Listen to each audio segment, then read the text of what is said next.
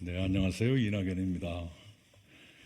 기자 여러분께는 이미 릴리스가 되어 있습니까? 예, 여러분이 받으신 발표 자료를 읽어드리겠습니다. 새로운 미래를 연 사회개혁 첫 단계로 미래 세대를 위한 국민연금 개혁에 대해서 말씀드리겠습니다. 저희 새로운 미래는 국민연금이 보편적 노후 보장의 기본선이 되도록 하기 위해서 사각지대를 해소하고 재정적 지속 가능성을 높이는 근본적 개혁을 추진하겠습니다. 선진복지국가들은 연금 재정의 지속 가능성을 높이기 위해 재정 안전화 개혁을 꾸준히 진행해 온 데 비해 우리나라는 세계에서 고령화 속도가 가장 빠른데도 소득 대체율에 비해 보험료율이 터무니없이 낮은 상황을 오랫동안 방치해 왔습니다. 연금 개혁이 지연될수록 미래의 재정 불안정이 더욱 커지기 때문에 국민연금의 지속 가능성을 위한 개혁의 강도는 더 강해져야 하고 그만큼 고통과 실행 부담이 커질 수밖에 없습니다. 지금 당장 미래 세대와 연금 약자의 눈으로 연금을 개혁해야 합니다. 새로운 미래는 미래 세대에게 부담을 떠넘기지 않겠습니다. 현재 국민연금 재정 상태를 그대로 방치하게 되면 급속한 고령화로 인해 청년과 미래 세대가 과도한 노년 부양 부담을 짊어지게 됩니다. 이것은 결국 30%대의 높은 보험료율로 나타나게 될 것입니다.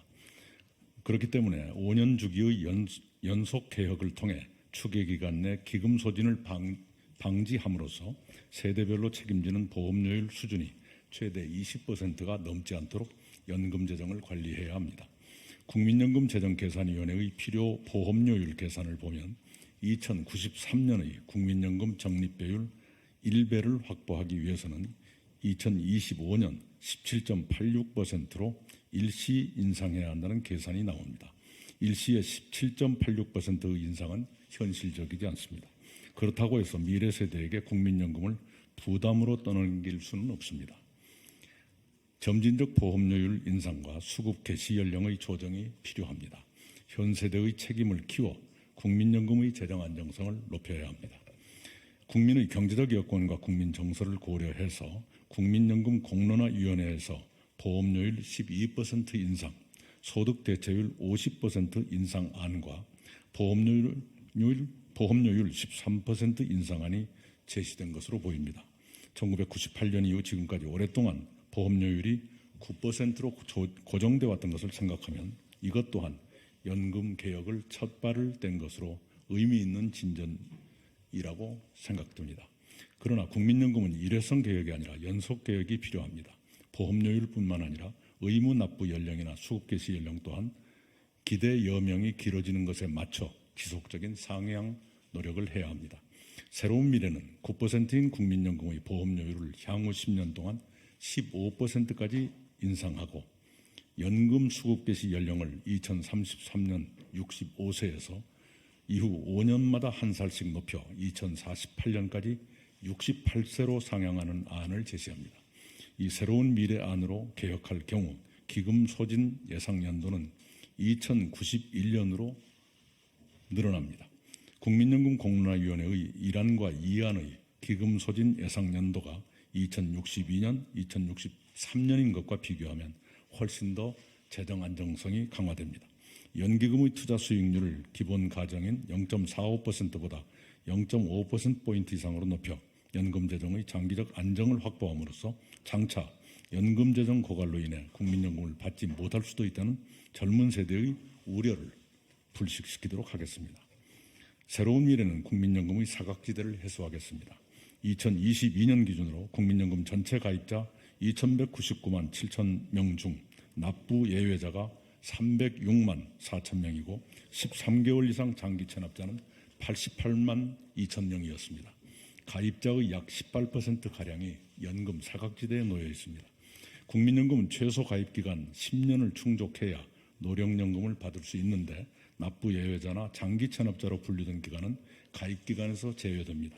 1인 사업자가 휴폐업이나 저소득 등으로 인해 보험료를 내지 못하면 이후 연금 수급의 차질이 빚어질 가능성이 높아집니다. 현행 국민연금 보험료 지원 사업은 두루누리 사업, 농업인 연금보험료 국고보조가 있지만 근로자나 농업인만 대상으로 하고 있어서 1인 소상공인을 포함한 자영업자는 지원 대상에서 배제되고 있습니다. 기준소득 월액의 9%를 사용자와 나누어 부담하는 사업장 가입자와 달리 자영업자 같은 지역가입자는 9% 모두를 본인이 부담하고 있음에도 연금보험료 지원사업의 혜택을 받지 못하고 있습니다. 새로운 미래는 자영업자와 납부 예외자에게 연금보험료를 지원하는 방식으로 두리누리 사업을 확대해 국민연금 사각지대를 줄여나가겠습니다.